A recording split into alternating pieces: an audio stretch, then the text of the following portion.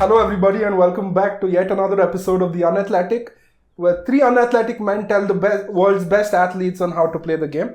So today we're talking about football and one specific club at that. So this club, just to give you some context, at the turn of the century was the best club in the world. You don't need to point it out, I'm going to get there. But 20 league titles, 13 FA Cups, 6 League Cups, 5 European titles. Those numbers tell the whole story of where the club was, where the club is actually. Thank you. So for me, as an outside perspective, since my producer... Do you want to mention the club if it's not relevant? Okay, yeah, we're talking about Manchester United, guys. If you did not get it until then. If you did not get it, just stop watching this. So as a producer watch our cricket episodes instead. Okay, so as a producer pointed out, I just wanted to share my opinion on the club. So as I started watching football, guys, actually United was the best club in the world, and to me at least, it was a sight of awe, and the club was a direct rival to my club at that point of time, and it felt like nothing we do, we can one up the club. Like there was always somehow or some way United used to always get the better of Arsenal. And I'm sure I'm not alone in expressing my feeling like this, because every other club member would say for a fact that United were their greatest rival and the club that everyone wanted to look up to. But all of that has gone to a toss right now. I'm very happy when I'm saying this. Over the last decade, ever since Ferguson's left, there's been a lot of turbulence, lots of changes from the top to the bottom of the club. Management changes, player changes, coaches for that fact. How many coaches you've had? Like 4 or 5 since then. There's no stability in the club, and the results are showing as well. So I just wanted to kick things off. I want to bring you in, Akshat. What do you think? How the club has fallen from its grace, and where do you think it's going now? I mean, you almost brought a tear to my eye, dude, when you were talking about how it used to be back in the good old days. I feel that though. No, and we felt it. Yeah. Like as United fans, we felt it. We felt like we were the club that was everyone's envy. We felt that no matter how bad the form might be, how bad the team might be, the squad might be, we're always going to be challenging in the top 2 or 3 of the Premier League and have an outside chance of, the European titles and the domestic competitions as well. So, from there to where we are now, it's taken a little bit of an adjustment. But I think I won't say most, but a lot of the United fans who were kind of grounded in reality knew that these days would come. I would not say to the extent where we're in the bottom half of the league, but the biggest change from the days you were talking about and now is, of course, Sir Alex Ferguson being the most legendary manager of all time, spending that long at the club and then moving out. There was going to be some problems, and with him was David Gill, who was the man behind the scenes, who was also a long-term appointee of the club, and he also left, right? So when you replace that with a completely new structure in a time when football was changing completely, you had data science coming into, you have sports science coming into the sport. There was a lot of new things which were coming to the sport, and we needed experts in every single position and owners who are committed to the long-term success of the club on the pitch to guide us through those difficult and dark times. That did not happen, obviously. We'll speak, I guess, a lot more about Ed Woodward, an investment banker who was put in charge of the football operations of the biggest club in the world, and somehow that was supposed to just work. That did not happen. Let me just add to that, because to put it into context, right, and this is in no way a diss to you as an Arsenal fan, but one of the highlights of that last season where Sir Alex won the title was signing Van Persie, who was one of the most prolific strikers in the Premier League at that point, and he's gotten him for, I think, a figure of about 30 million, right? Even lesser, 20 million. And that's unheard of in today, because in today's date, if you're getting it, especially from a direct rival in the Premier League, such a goal-scoring machine, you're going to be spending 70-80 million. And okay, just for context, Mason Mount, who is nowhere as good as Robin Van Persie, last year of his contract, we had to spend 60 million from him from Chelsea. Yeah, exactly. So I was just getting to the point that when Sir Alex left is when a shift in football started happening in terms of the money that is being pumped in. especially with PSG, because that's when the Qatari owners were coming in and they were buying players left, right and center, right? Even before the Neymar transfer, there was a lot of activity that was going on. And Akshat brought up a really important point that the Glazers were not invested for the long-term success of the club, but were invested into their own personal profits. And I don't know, this could be conjecture, but United would have had to adapt even with Sir Alex Ferguson at the helm to cope with what modern football requires now in terms of data science, in terms of sports science, but mostly in terms of recruitment. That the fact that he left when football was changing and United were far behind put us back way behind. Like, we were not even in the picture because we did not have the backroom staff, we did not have the technical analysts to see what is going on and what the future of the club should be. Instead, we were looking at big names, signing players with a certain brand value that would probably help the commercialization of Manchester United rather than the performances on the pitch. But then you bring a good point up there, because Sir Alex was the guy who was leading the whole show, and he was the one who was driving all the changes, and every single year on year he was the one who was also probably had the final say in recruitment as well. Yeah, so I don't mean only in terms of the pitch. When I talk about Sir Alex and David Gill together, it means head of accounting, head of recruitment, head of technical analysis, everything was done by these people. I get it, because in my club also there was a David Dean and Arsene Wenger together ran the club the same way that you're talking about. One thing though, like you're talking about how United were not ready to cope up with the changes in the world's game, how every other team tried to adapt to the game and how to better themselves against the opposition. Do you think Sir Alex's philosophy of going out, signing the best player that's there in the league or in the world, trying to get that person to play for United, that was the right approach in the way they went about it then? But he never did that. No, he did. He did do that times, but he would balance that out also with academy sign, with promoting the youth and everybody like that. Exactly. See, like, no, but I'm confused. Which players are you talking about here? Van Persie, yes, I would take into regard. Maybe a Dimitar Berbatov in 2008 was a huge signing for the club. Like a Rio Ferdinand, for example. Wayne Rooney was the hottest prospect in world football. He was still 18 when he signed for United. So it wasn't like he's already reached the peak of his career. I agree with that. But the point, see, the recruitment fits with what you have at the club currently and what your ambitions for the club are, right? It has to be taken into that context. A recruitment of Manchester United cannot be compared to the recruitment of, let's say, a Newcastle at that time or a Brighton right now, right? Because the goals are completely different. Now, Manchester United, what they had at the time, and this is something which we might want to talk about more, is a squad which had a winning culture.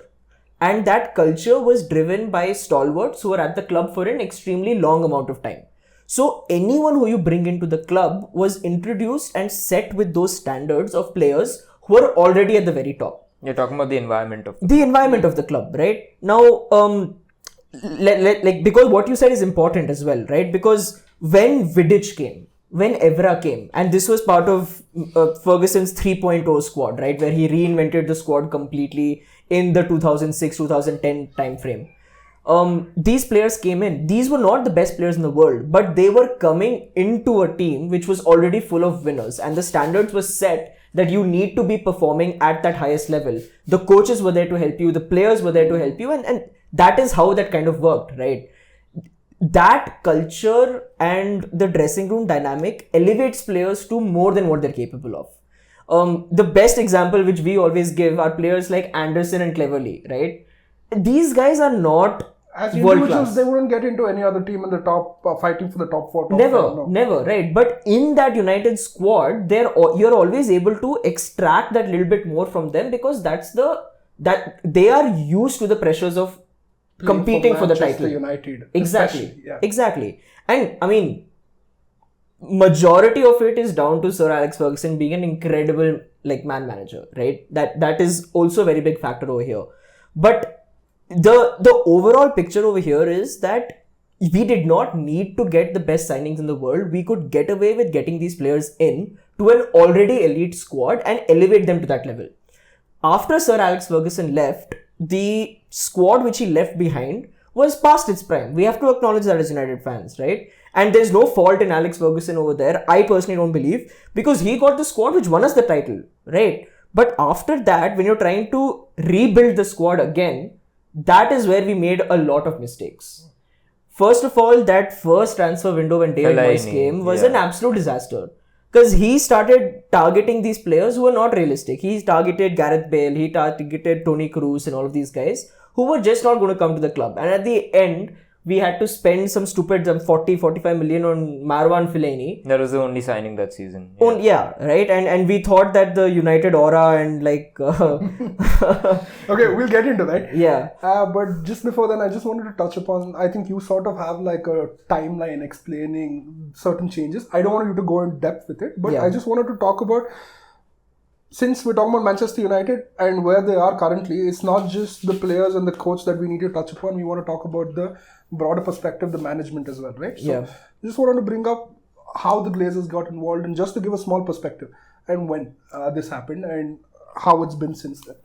See, like this is like the reason we're bringing this up now is because it's not just like fans in general, but Manchester United fans also have a tendency to keep blaming the current manager and the current players at the club. And 100% they're not doing well. I am not at all, like not looking at that or not acknowledging that. They should be doing a lot better. But for a decade worth of failures at this club, the common denominator has been the Glazers. And you have to really look into what they've done to the club to understand that when we were winning with the Glazers, we're not winning with them. We're winning in spite of the Glazers. So as you said, Po, 2003 is when they bought the first minority stake at the club. In about 2005, I believe that is when they took the majority stake of the club. And they increased that shareholding to about 98% or whatever. The way they did that, and I mean, okay, like I'm not going to get too much into finances, but you guys who are listening, you tell me if it's fair, okay? You take a loan, like I want to buy Manchester United today, okay? I don't have the money. I'm going to take the loan, right? I go to the bank, I'm like, bro, I need like around 600 million from you to buy this club. Bank's like, okay, fine. They give me the money. That money I'm now transferring to the club. Meaning that, oh, I took the loan, but I don't have to pay you back. The club is going to pay you back now. Which is called a leverage buyout. Which is absolutely horrible business practice. And today, in fact, there are rules in place which stop the clubs from being bought like this. And that debt, which was 600 million at that time, ballooned up to 730 million, went back down to about 380 million, and then after COVID, it again shot back up. It's 550 million. Wow. So this is almost 20 years ago, we have taken this heavy amount of loan, and the debt at the club is almost the exact same, despite us paying how much? More than 170 million in interest. Now, it comes up to, I think, about 35 to 40 million a year in interest. Correct. And the important thing about that is that they have allowed the interest rates to keep rising continuously. The interest rates like 18%. So the amount we're paying per year is increasing year after year after year after year in a time when the transfer fees are also inflating, the wage fees are also inflating. How are we going to pay this off? Right? So that is like one thing which the Glazers have done. On top of that, they have been taking out dividends from the club just by being owners. We are literally paying the Glazers to own us. And they have collected about 165 million just from dividends, bro. So same as what interest you've paid to the bank, you've paid the same amount of money to the Glazers also. Yeah. Just for the pleasure, the honor of them owning Manchester United. And it makes sense. So it doesn't make sense, but still. No, but all of this would be fine if they actually were dedicated to bringing this club to actual success, which they aren't. So all of this money which they're taking, that's all they care about. They don't care about actually running the club the way a proper club should be run, a proper football club should be run. This Ed Woodward was basically an investment banker who helped them a lot during this whole takeover process and financing the operation. He's a finance guy.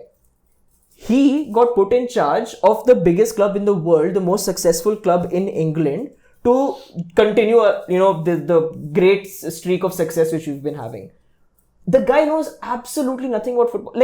And I'm not exaggerating. He is just an American investment banker. You pick up a random American investment banker today and tell him to run a football club. What do you think is going to happen?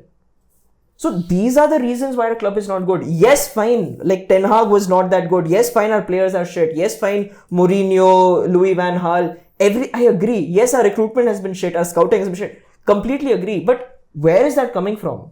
It's coming from these guys. So just to add to that point, right? As a business, if you look at it, if there are certain practices that you are not doing well today, those repercussions are not going to come today. It is going to come 10-15 years down the line. Absolutely, yeah. And Manchester United as a team and as a business has gotten rotten to the core. Okay, it's rotten from the inside. These are not the effects of, say, an Eric Ten Hag, say a Ruben Amorim. These are the effects of what has been going on since 2005, where you are not actively looking to build success on the pitch, but you are still doing enough to have that commercial brand name and that the broadcasting revenue that is coming in. I would say the Glazers were very lucky or very prudent to invest into Manchester United back in 2005 because they saw the potential commercial value of what Manchester United can bring in terms of just personal wealth. And they've been extracting the most of that. So now today, when I meet a lot of United fans, and I have to say this on air, that I think United fans are the most toxic fan group that I have met. Absolutely. Like they are. Like 90% of them are. No, but most football fan groups and any person associated with a football club, and when they get together in a huge group, they do turn toxic. But you also have to take into context, right, Po? Like, I'm understanding that these are the repercussions of actions that were taken in maybe 10-15 years ago. I'm not going to blame a single player or a manager in the current position today for how shit we've been over the past few years. Okay, I'll get to that because that's what I wanted to See, touch I'll give you. I think they do have a say in it, and I'll give you a very simple example. The onus is on them now to change it. It's correct. Not, the management will not get into changing it. 100% agree. 100% agree. Okay, let's take example of why Eric Ten Hag went to shit. And I'm not talking about his playing style at all. What I want to focus on is the recruitment during Ten Hag's time. Okay, and a lot of money has been spent. Even in his last season, before he left, I think about 200-250 million before he got sacked. A lot of money has been spent. Why has that money been spent and which players has it been spent on is important. So he has gone and gotten Anthony, who he's played with before. He was heavily targeting De Jong, who he's played with before. He went for Onana, who I think he's seen before in a rival club. Now, what pattern does this show to you? It shows you that the recruitment behind the scenes at Manchester United is so bad that they're not able to give Ten Hag options for players that he can bring in. So what he's had to do is, through his own experience, through his own observations, he's gone and said, okay, maybe Anthony could be a good fit for Manchester United. What have the club done then? They could have gotten Anthony 2 months before he was signed for 40 million. Yeah. They've paid 80 million because Ajax knew that they are desperate. And United have agreed to that. What have they done with Onana? They've paid an absurd amount of money. Onana has signed for Inter Milan 1 year before on a free transfer. Right? I don't blame Ten Hag for this. I don't know why a lot of fans blame Ten Hag for this. The reason is that the recruitment team just did not have enough data to support what Ten Hag required, and he just had to go back to things that he already knew. And Amar also, sorry to cut you off, but also the thing is, Amar, you got to understand is the position where the club are right now. Even though the recruitment, I know for a fact the United recruitment is not up to the mark in terms of every other club out there in terms of data science and analysis, those point of views. Still, the position of the club where they are right now, it cannot attract all the players that the coach wants to actually go in and buy. I disagree with that. I don't think so, though. No. Okay. So, and this, I don't want to get sidetracked over here. I absolutely love Ruben Amorim as a manager, right? And he very recently in a press conference said, and this was like a slight dig at a particular person, at Liam Delap, because Liam Delap is obviously, since Ipswich got relegated, he's considering his options, right? And there were these rumors that he's waiting to see if Chelsea qualify, so he might sign for them for Champions League, and if United qualify for Champions League, like that kind of thing, right? And Ten Hag said that if a player, I'm paraphrasing here, but if a player only wants to join United if they're in the Champions League, that is not the kind of player we want to sign. And I believe, even to this day, that we are okay in terms of finding talent out there, real talent, who wants to play for Manchester United. I think when Pogba came to Manchester United, we were not in the Champions League, we were in the Europa League. That was a big time transfer. And right? we signed Ibrahimovic in the same season. Correct. So I don't see that as the problem. But like what Amar said, right? That whole Anthony transfer saga.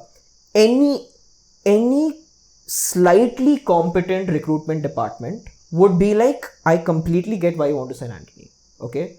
But it seems he's available for 80 million. He's not worth that much. We have to consider plan B, plan C, plan D. We don't have that. You cannot tell me that after we got thrashed, we lost our first 2 games under Ten Hag. The second one was a 4-0 thrashing against Brentford. Yeah. Right? After that, we panic bought Anthony and Casemiro for combined about 140 to 160 million. Right? You cannot tell me that is a plan.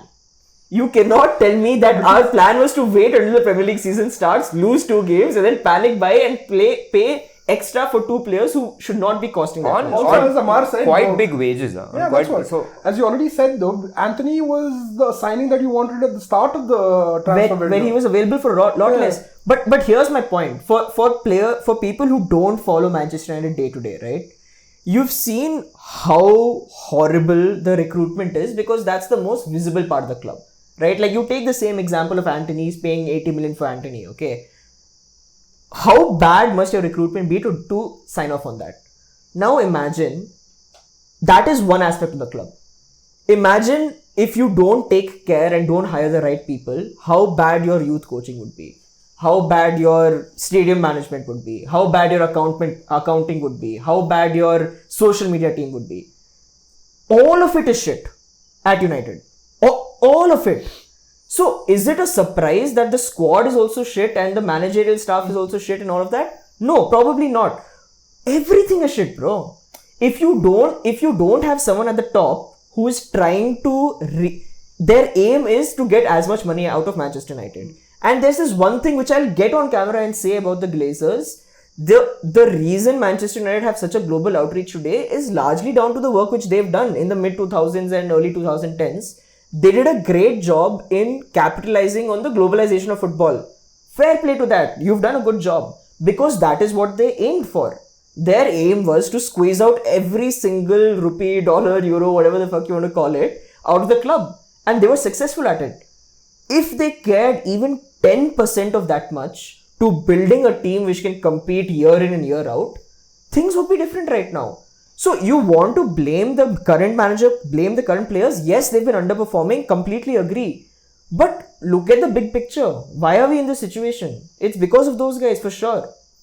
And it's not even something that can change overnight. So this is another criticism that I don't get, right? Which is about Sir Jim Ratcliffe, and I think we're going to digress into that very soon. Where Akshat is going to give you a little bit more insight on how the takeover happened and the financials and all of that. But the criticism that I don't get right now is it's been a year since he's come in, and a lot of the fans are upset for a variety of reasons. Mainly being the increase in ticket prices, which has gone up to £66 now, saying that it's not for the working class anymore. And secondly, because of the redundancies that they've had at Manchester United with the layoffs and the staff cutting and all of that. So what I don't get is that you've gotten someone who is taken custodianship of your club, who wants to see United succeed on the pitch and is taking certain measures to make sure that happens. Now, yes, he's made some mistakes. Okay, he's made some glaring mistakes. 2 of them being giving Ten Hag a contract extension. That was very, very bad. And the whole Dan Ashworth saga of recruiting him, paying Newcastle for the gardening leave, and then firing him with a massive, I think about 20 to 25 million compensation package. Yes, these are 2 mistakes. But he has been very, very ruthless. He's been transparent also. He's come out been and very said, transparent, yeah. Whatever you're saying, he's come out and said, this is a mistake that I did. Yeah, these are all from interviews. I mean, I wouldn't have got this data otherwise. But he said this in interviews that yes, we made mistakes. And what I like about it is that they've identified it's a mistake very quickly. They've not waited for Ed Woodward to completely destroy the club by signing Fellaini, signing Schneiderlin, Schweinsteiger, Alexis Sanchez. Schweinsteiger's my guy. I mean, come on, like you love him as a player, yeah, but I know. When you associate Schweinsteiger, you associate him with Germany and Bayern Munich. I do not associate him with United. You're right. I just do not. There's Alexis Sanchez's Radamel Falcao. I can name a list of players that have gone wrong during Ed Woodward's signings. And the Glazers never had maybe the interest or the guts to get him out. But Sir Jim Ratcliffe is doing that. He's like, okay, we made a mistake. It's time to cut it off. Let's move ahead. On the flip side, even when the things that have worked out well for them, they're ruthless in terms of recruitment. So if they've identified a player that they want, take Lenny Euro for example. He's the prime example. Madrid wanted him. Bad. And the way that they've gone after him in the transfer window is very refreshing to see. And like if Madrid are in for a player, it's very tough to get that player, right? So that's a whole different topic because Madrid do not have the cash flow also right now. I mean, it's a whole thing. No, it was very simple. Madrid told him that you're not going to be first team. Like there is no way in this Madrid squad you're not going to get into the first team. They'll be sitting with United they've completely capitalized on that advantage and gotten the player, convinced the player to come to United. So there have been some smart things that are going on right now at United as well. I would just request the fans that it is too early to say anything. Okay, maybe he's not the best person for the club right now. Yes, the staff redundancies are bad. I want to get to that point later. But just give it a bit of time. Because this is 20 years of bad recruitment, planning, execution, whatever it is that has resulted to this. For this to work out, you need to give it maybe another 3-4 years. It's not going to happen immediately. Okay, so we've already touched upon it, the whole management issues and the past 20 years, what has happened.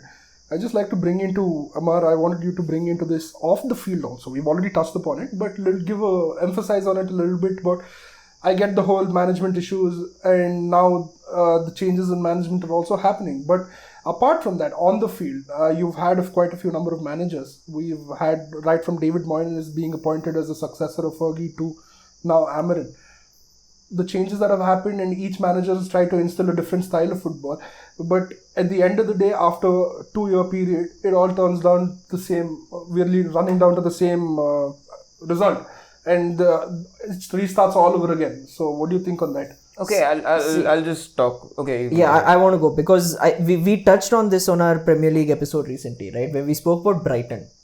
And Brighton, no matter how many players they sell, no matter which manager they bring in, it just seems to be going steady for them, right? And that is because they have decided that this is a style of football which we want to play. This is our recruitment strategy long term, where we're going to get young players in who fit this system, who are confident on the ball. And we're going to sell them for huge fees, which will be replaced by the next young player who we've already got into the squad, right? Now, you compare that with what Manchester United are trying to do. David Moyes, okay? Now, I'm not here to say whether these guys are the right standing or not. Sorry to cut you off. So, I know where this is going. So, add to that, what is the Manchester United philosophy? I want you guys to add to that. No, see, the Manchester United philosophy as a whole is very simple. Is that you play aggressive, attacking football. We don't care about if you're putting number of crosses you're putting in, amount of possession you have and all of that. What is it, a 4-2-3-1? Is it a 4-3-3? Is it a 5? That does not matter. On the pitch, you are fighting every game for a win and you are attacking, especially at Old Trafford, at all times, right? That is the Manchester United ethos which we have grown up with, okay? No, but just to add to that, I don't think it's that complicated, Akshat. Yeah. I think the Manchester ethos is just to win. Win anyhow. It's similar to Madrid. But isn't that sort of like what is holding you back now? Because so the type of managers that you've signed ever since Fergie's gone, each of them have a different philosophy. So that's the point. That's the point. So you get David Moyes, right? His style is to soak up some pressure, be solid in defense, but then while attacking, have your wingers heavily involved, cross the ball in to some dangerous forwards, right? There's that. Fellaini and let's not go there. Then you have Van Gaal, who is, I will have 65% of possession every single game, even if I'm blocking back from the centre backs, right? Now, the skill set from what I spoke about for David Moyes and the skill set of players required from Van Gaal are two completely different skill sets, right? You move from that, you move to Mourinho, right? You move to Solskjaer, you move to Erik Ten Hag. Like the whiplash you get from Mourinho's style of football to Ten Hag's style of football is incredible. And we don't have a lot of time between those two, right? Now, even Erik Ten Hag's style of football to Ruben Amorim's style of football, completely different, I'm not even getting into style of football. The formations itself, now you suddenly need wing backs. We have not had wing backs at the club for 30 years, at least. Might even be more than that. Ferguson nobody's ever played with wing backs. Van Gaal did with Darmian and Luke That's Shaw. true. But that's true. But let's just take this into perspective, right?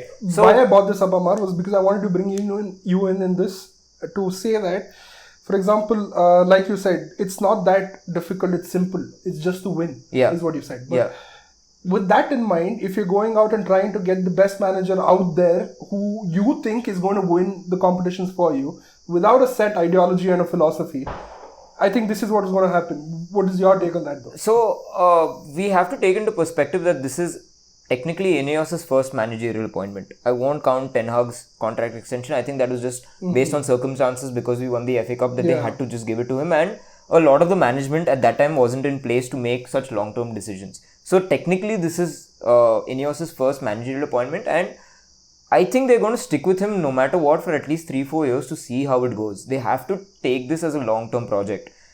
Even if he's not winning the Premier League, it doesn't mean that you fire him, because before Pep Guardiola at Manchester City, there were a number of managers who have come in and with a certain philosophy, they built up that squad that then Guardiola was perfect to fit into that role.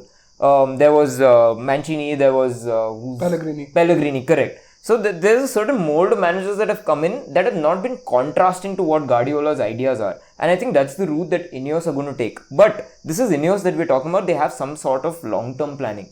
The Glazers did not have it. They have gone after... They signed Moyes because Sir Alex Ferguson has recommended his name. They kept him for 10 months and then they fired him, which I thought was a bad decision.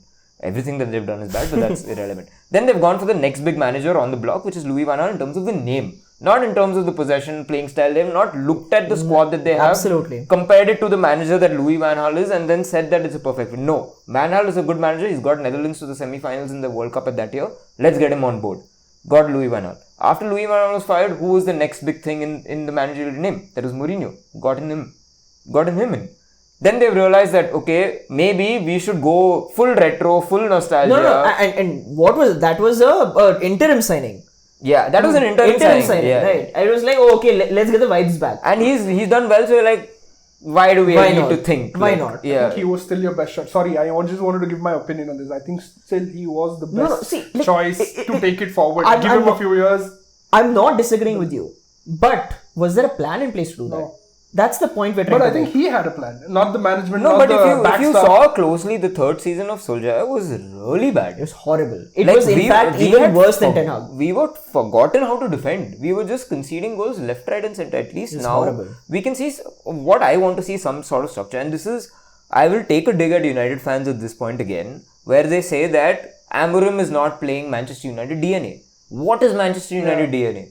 What is it? Have you defined it? Is there a role? Is there a certain formation? You can't just diss managers saying that it's not the Manchester United DNA, which is the criticism I'm hearing of Amorim. Like when I ask people, I meet with a lot of United fans, I ask people, what do you not like about Amorim? They said he's not playing with the Manchester United DNA. I was like, okay, but what does that mean? What does that entail, right? Is your intention to score counter-attacking goals or is your intention to win? Now there are different ways to win a game. There are different ways to win a title. That will come over time. Honestly, like the core elements of Manchester United DNA are always playing with an intent to win, always trusting in your youth, and challenging for success, for trophies. That's it. It is not like a Barcelona where we have to play this kind of football, or like an Inter Milan or an AC Milan where you have set ideas of football on the pitch. Manchester United is not like that. But we're seeing even Barcelona evolve this season. Are they playing anywhere close to that tiki-taka kind of game? They've evolved with the game. Yeah. You can't pigeonhole yourself as a team saying that we're only going to play this way, where we're only going to play on the counter-attack. What if you don't have those pacey wingers? What if you don't have forwards who are scoring? What are you going to do? And to add what Amar said, right, that see, like you're getting new managers in, right? You're getting your Ole, you're getting your Mourinho and all of that, right? And it's completely different from what the other managers playing. Fine. But back the manager you have. If they are saying we need this and this to become successful, you have to back them and trust them with all of those decisions. When Ten Hag, and this is a very controversial point, of letting Ronaldo go. And I completely agree that United fans will never have a consensus on what was supposed to happen over here. Personally, I feel that no Manchester United should disrespect the manager to an extent where he walks off when he's got subbed or refuses to come on as a sub. which both those things Ronaldo did. And he left the stadium also. Yeah, exactly. Walked off meaning walked off home. Out, completely okay? out. Yeah, and I agree that he was a top goal scorer. I'm not getting into that particular debate, right? My point is this, that you have hired a manager. If you do not back that manager to the fullest, he is not going to be able to bring success, right? When he got rid of Ronaldo, Ten Hag was not like, oh, we're good, we're going to score our goals. The next transfer window, he is like, I need Kane. I need an elite striker to replace Ronaldo. And that is what a lot of United fans forget. He was not saying Ronaldo's not a great striker. He's saying that Ronaldo can't play my system and he's disrespected me. And I've had to let him go. But we need another elite striker to take his place. Yep. We did not get that. And that again comes down to financial mismanagement, FFP rules, all of this debt No, payment. but who and all did we that, blah, sign? blah, We blah. signed Højlund in that season for 80 million with bonuses when Kane was available for about 100 million in that time.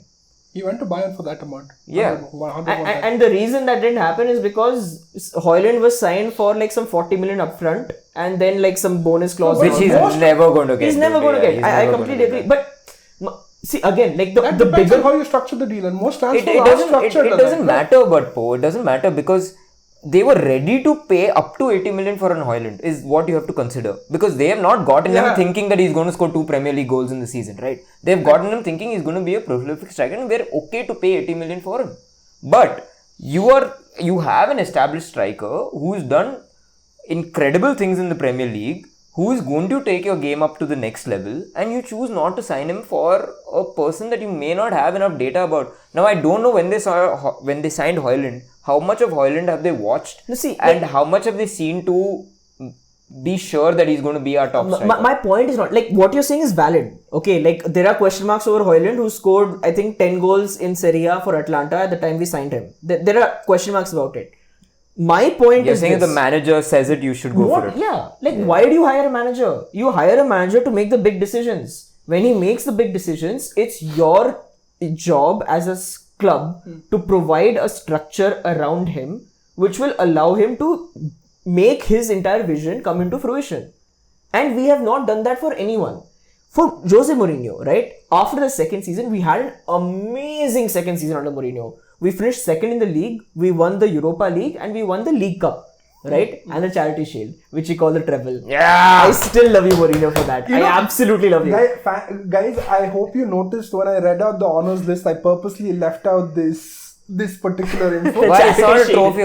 If Arsenal had won it. United also have 2 Arsenal won the Charity 3 Shield this year, right? And 1 treble. Okay, guys. When did they win the Charity Shield last? Recently, Arsenal won. 2 years ago, I think. 2 years ago. 1 year ago. I think this year. Did you go on to Twitter that day to see I did. Arsenal fans were reacting? I mean, of course I did, because it's a win. It's a trophy, right? I go on Twitter. It's a trophy. It is a trophy. Is it a Premier League trophy? Is it a Champions League trophy? No, of course not. But it's a trophy, and you're happy, right? I'm not going to. You're happy. Yeah, but I'm not going to parade. You're happy. So an FA Cup trophy, you'll be happy. Parade around telling everyone that we won a treble. Amar's definition of how good a trophy / a win is how good he feels after scrolling Twitter after it. Absolutely. Which I agree with, by the Absolutely. way. Okay, the vibes are Like, incredible. I am not touching it if it's a Community Shield or it's a Champions League. I'm not going to get my hands on it, right?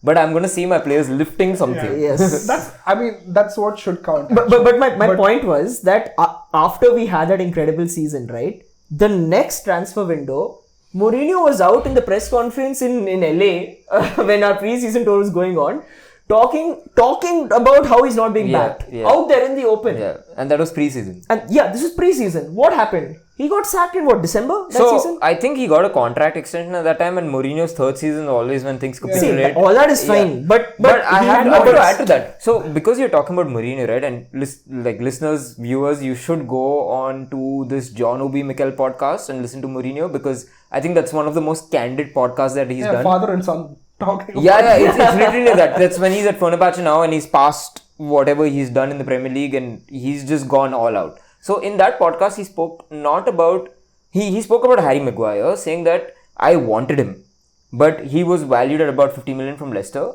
but then Ole signed him for 80 million later. Like, I didn't get him, but that is not my regret. My regret with United was not the players that I wanted and didn't get. My regret was United with players that I wanted out of the club and they were not leaving. Because that created That's also a big part of it. That created a culture, that created an environment which was not good for the new players coming in. Because that's what we spoke about at the start. At the start of the episode, because you're creating an environment where losing or not giving you 100% in training is acceptable. And how many cases of United players recently have we seen that? We saw that with Ronaldo. We saw that with Sancho. We saw that with Rashford. We saw that Pogba was basically the player that he was referring to, that he wanted out. Was talking about, and as a United, think tank executive, if a manager is coming and telling you that something is wrong in this club, something is wrong as a business, you need to weed it out. You cannot wait for 5-6 years for that virus to spread and then try to solve the problem. And that is the same thing with Woodward. Like, they had to get him out very quickly when they saw results are not coming. But they stuck with him. And this sounds like astonishing to me. Like okay, let's just talk about a random company. Yeah. Okay? Like, just you own a business, Po. You're the CEO of a business. Thanks. Okay? Yeah. You've done incredibly in your first 10 years. Thanks. Damn good, dude. You're beating your companies, Apple, Microsoft and all. Okay? You're right up there. Okay? But then something happens, and for 10 years, you are continuously fucking up. He had a heartbreak. Shit. Like, divorced. Right? But, like, now you're thinking, okay, that I'm the owner of this business. I need to start putting in the right people in charge of the business to take it up. Right?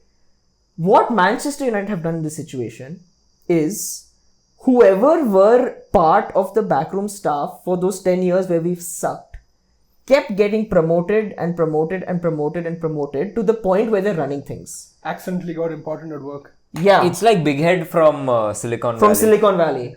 Okay, I get it. Okay. It's exactly, and that is, I mean, see, I don't know these but guys well it's enough. not Big Head, because Edward would never started small. Like, he went from consulting to the takeover directly to...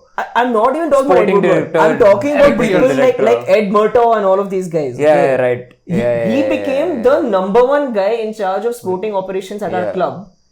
This man has for 10 years been in charge of the worst period of our club.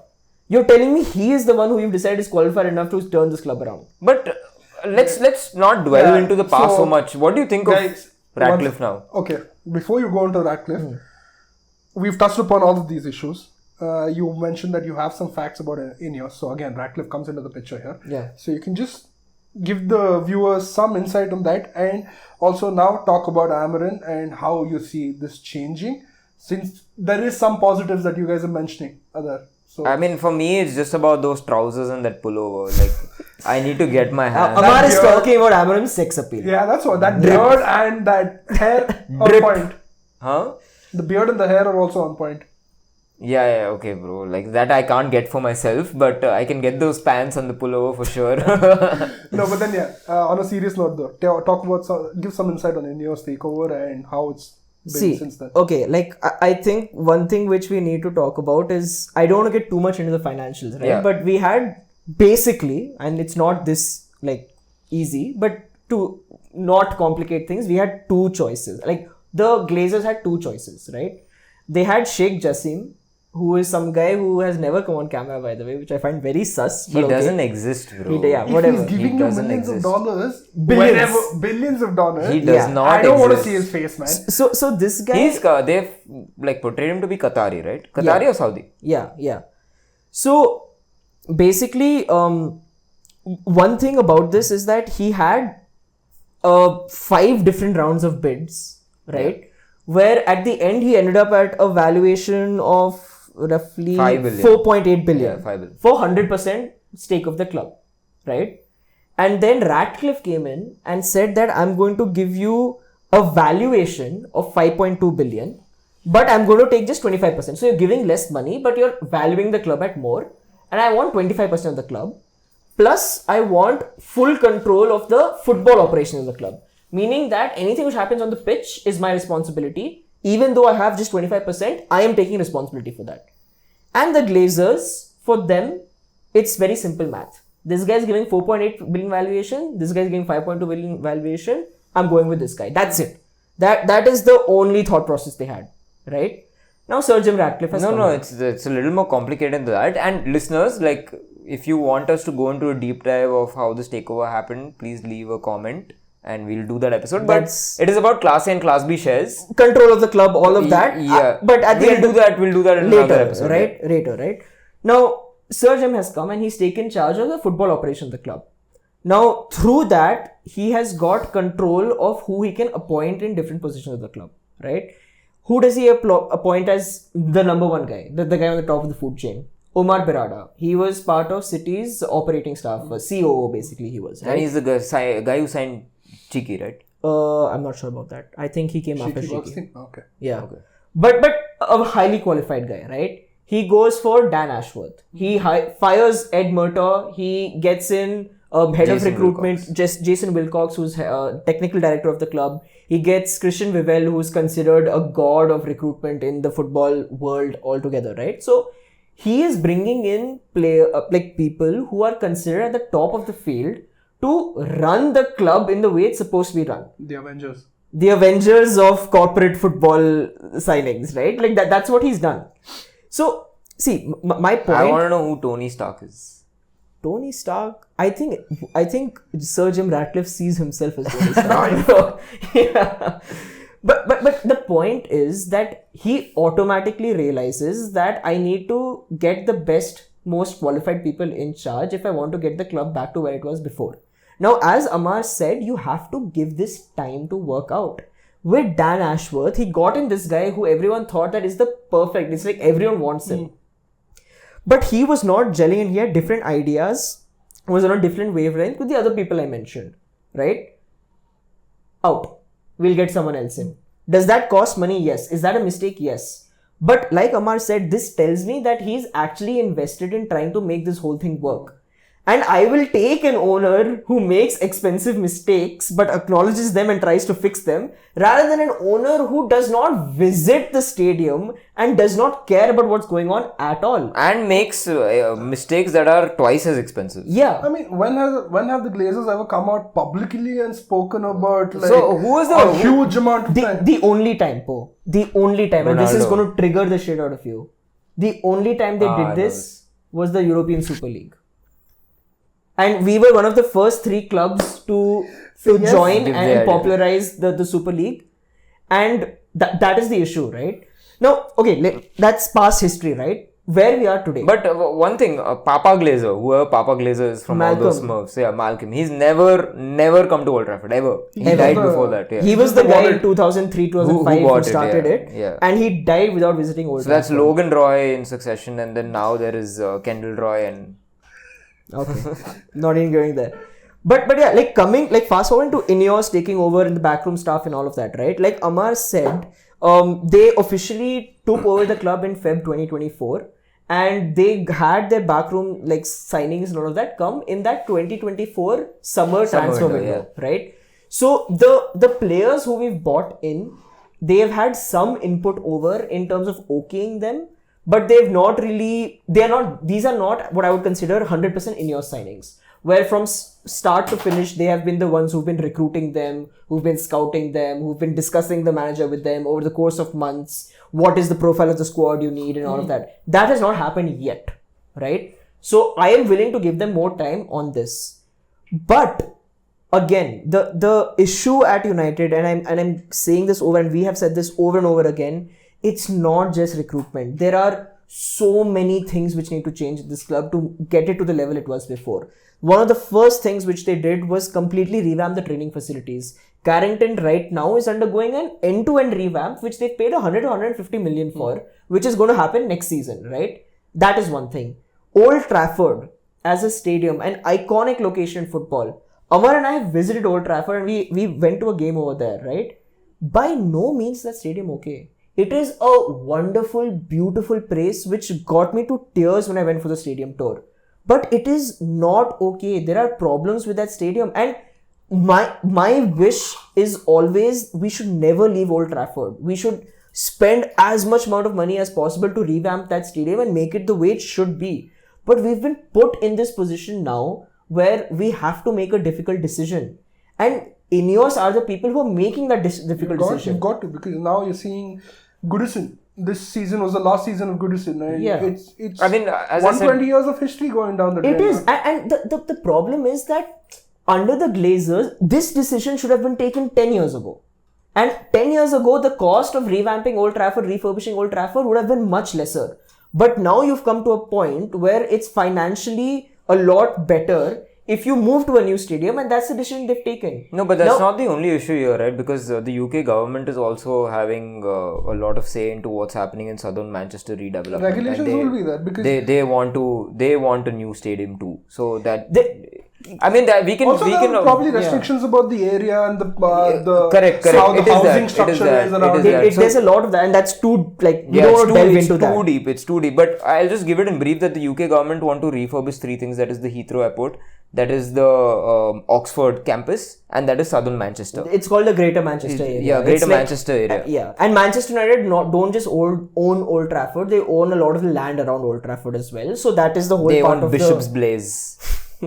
Okay, so before we end it, I just want, Amar, your opinion on how this season has turned out, where you finished. You guys are not doing well in terms of the league position, but on other fronts, you guys have moved forward and are in a good place. So, can you Not a touch upon good that? place. I wouldn't say I'm good talking about place. Europa League though. I mean, we are going to finish in the same competition as Arsenal are going to compete in the next year with a trophy more than what Arsenal are going to win this year. So, I think that says a lot.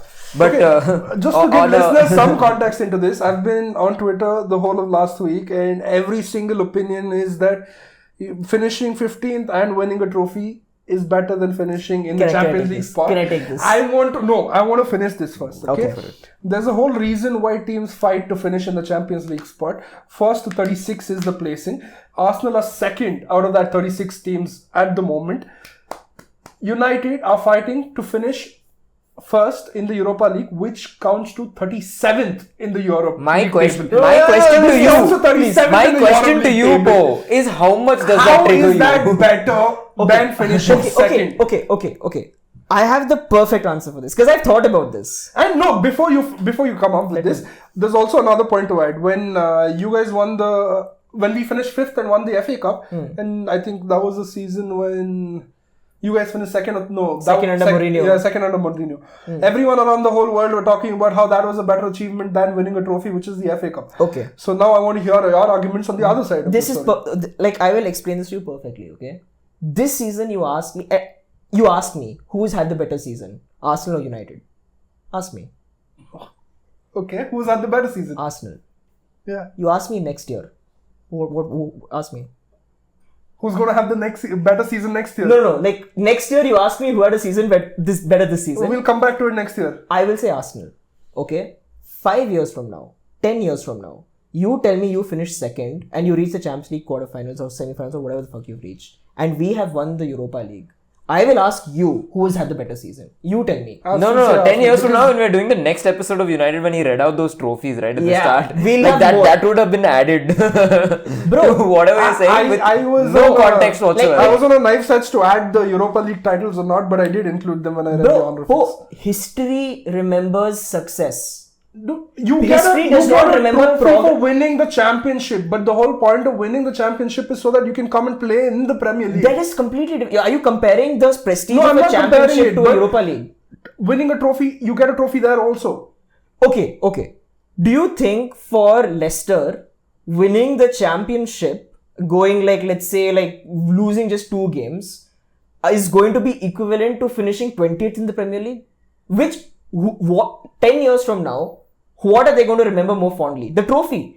The trophies, bro, Amar, this is the thing, okay? No, I mean, I'm not talking to you right now. Bro, listen, here's the thing, okay?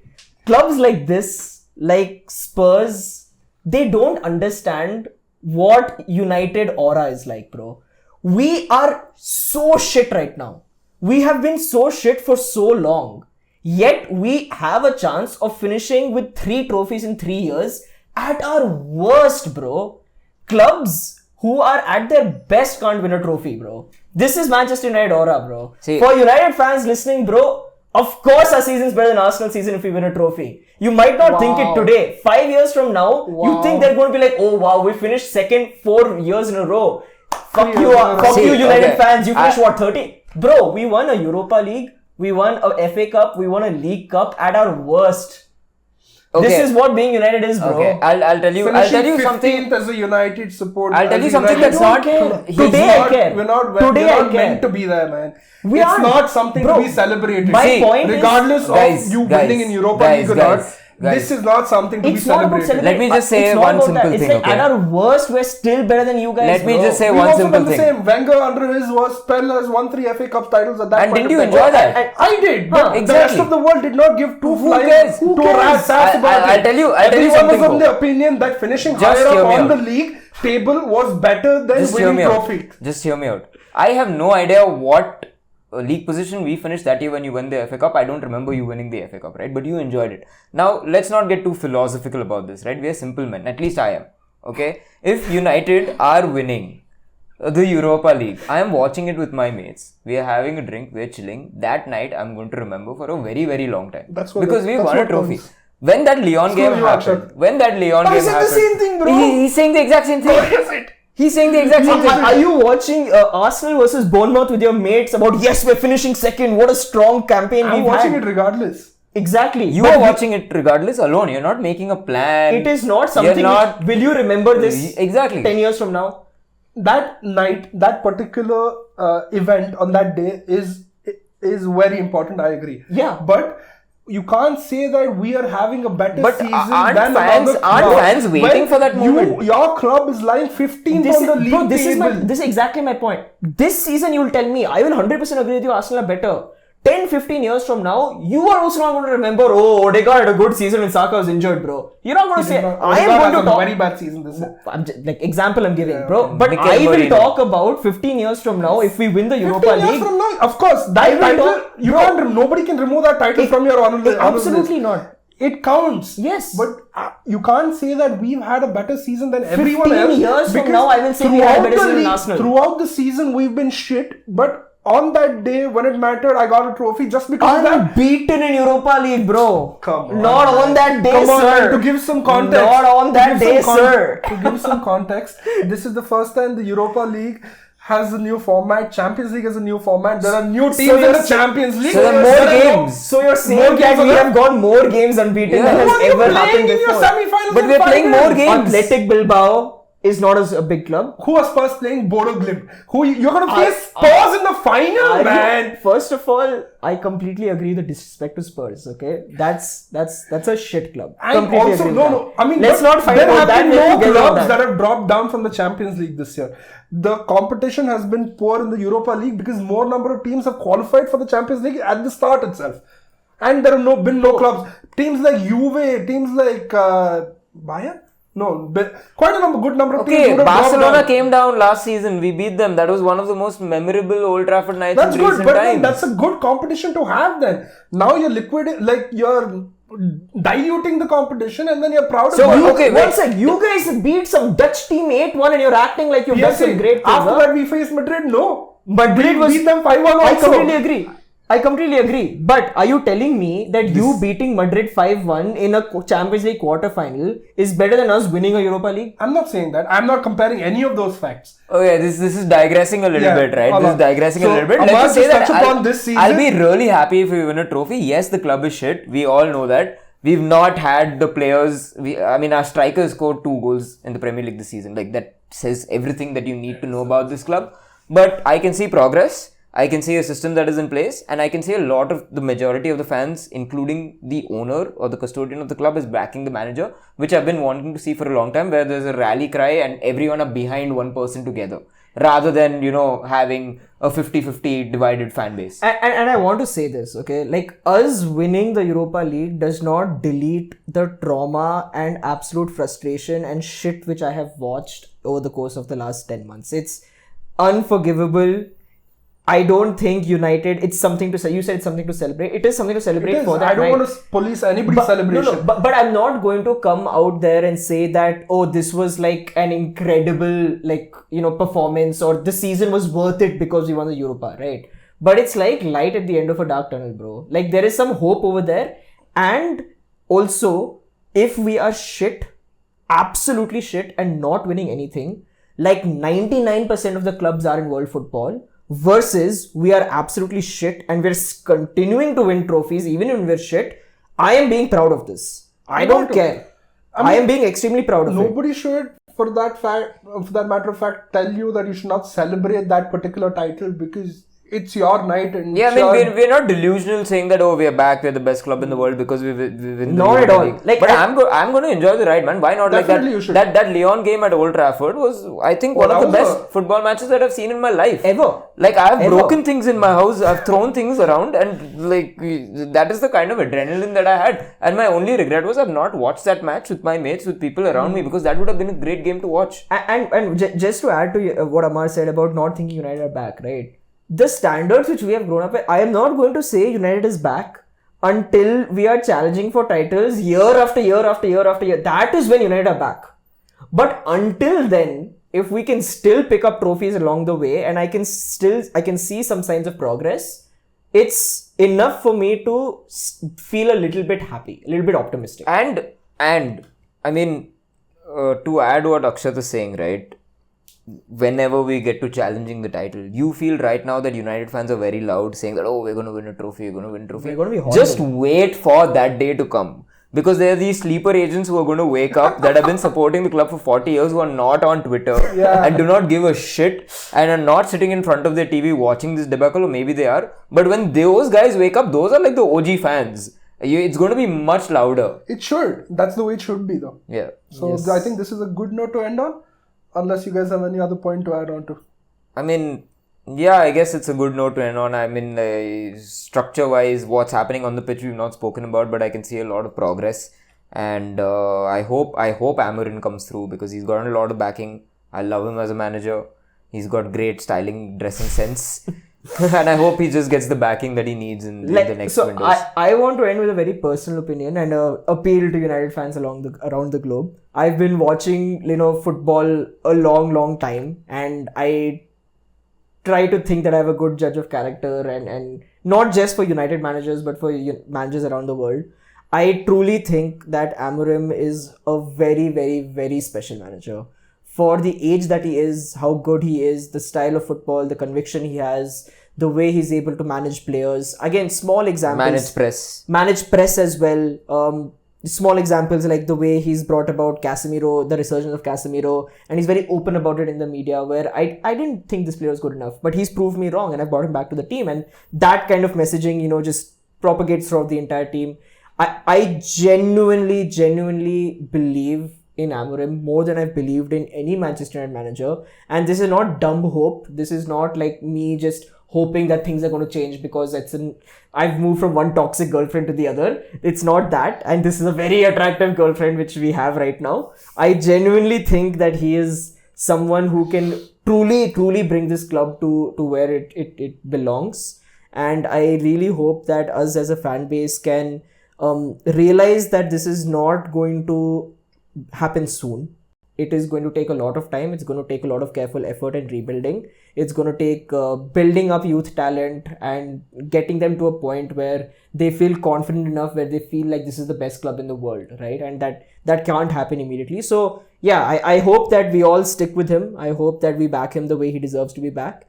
And yeah, I'm a lot more optimistic, even though we're at the lowest league position we've ever been in the Premier League era. I'm still a lot more optimistic at the end of this season than I've been for a long time because of Amorim and because that we finally have owners who care about bringing stuff back on the football field.